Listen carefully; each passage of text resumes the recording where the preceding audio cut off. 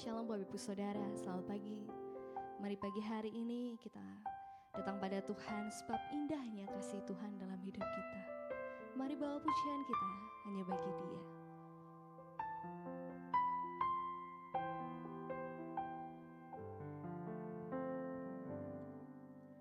Tuhan, sungguh ku bersyukur Kau menyertai hidupku selama ini. Bapa, ku berterima kasih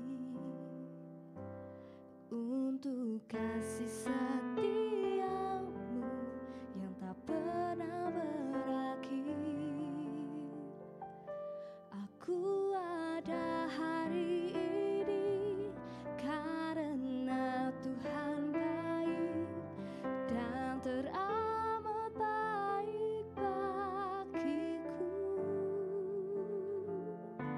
Semua yang ku alami bersamamu ku lewati. Indahnya hari Tuhan seperti pelangi. Sehabis hujan,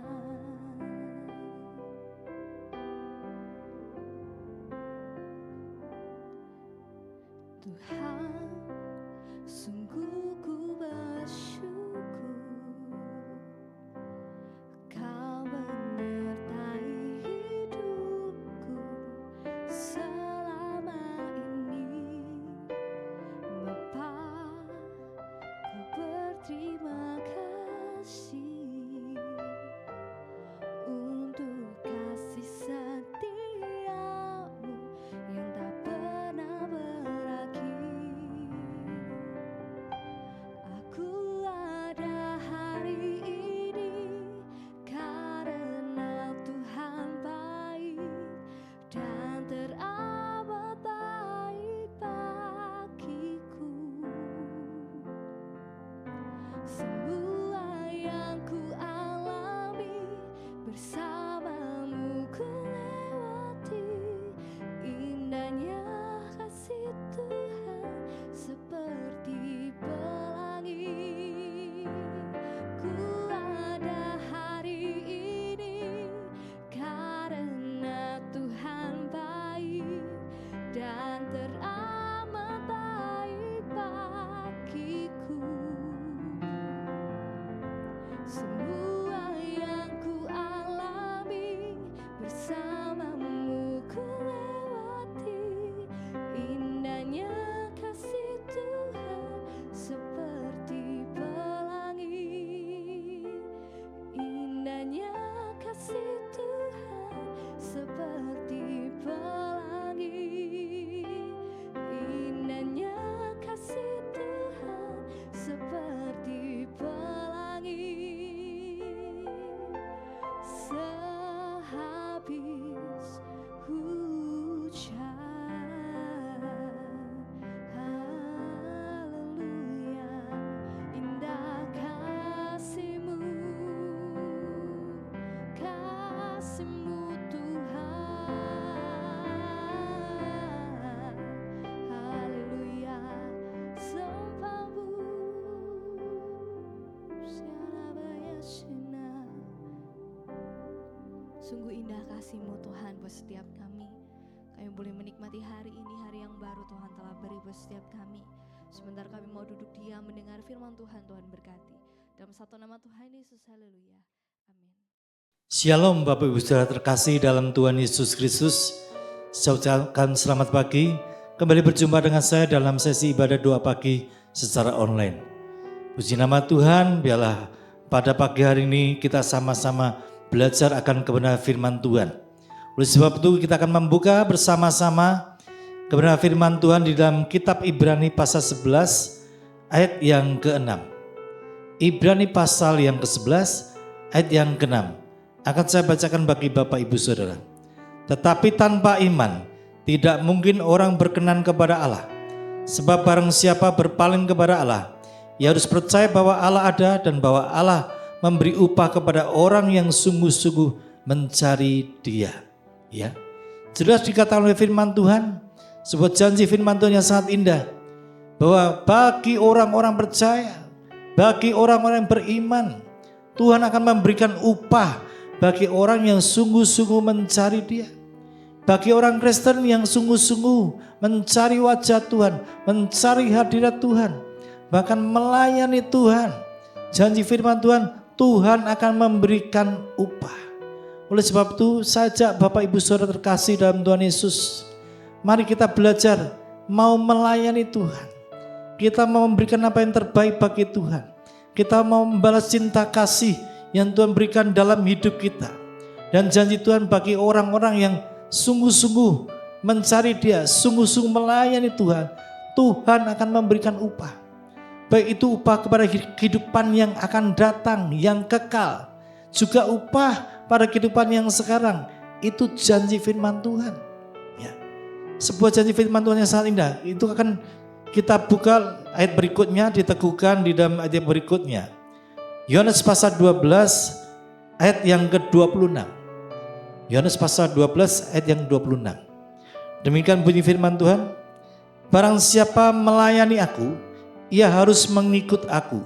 Dan di mana aku berada, di situ pun pelayanku akan berada. Barang siapa melayani aku, ia akan dihormati Bapa. Saudara, dengan tegas firman Tuhan dikatakan, barang siapa melayani aku, kata Tuhan Yesus, ia akan dihormati oleh Bapa di surga. Nah, kata dihormati di sini di dalam bahasa Yunaninya adalah timau, yang memiliki arti to get honor, dihormati, betul, tetapi juga punya arti yang lain, to get prize. Apa itu?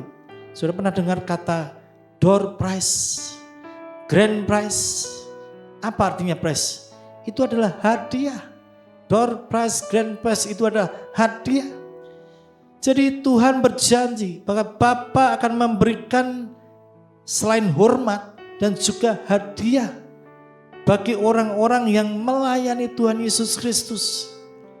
Jadi apa yang kita lakukan tidak akan pernah sia-sia Bapak Ibu Saudara.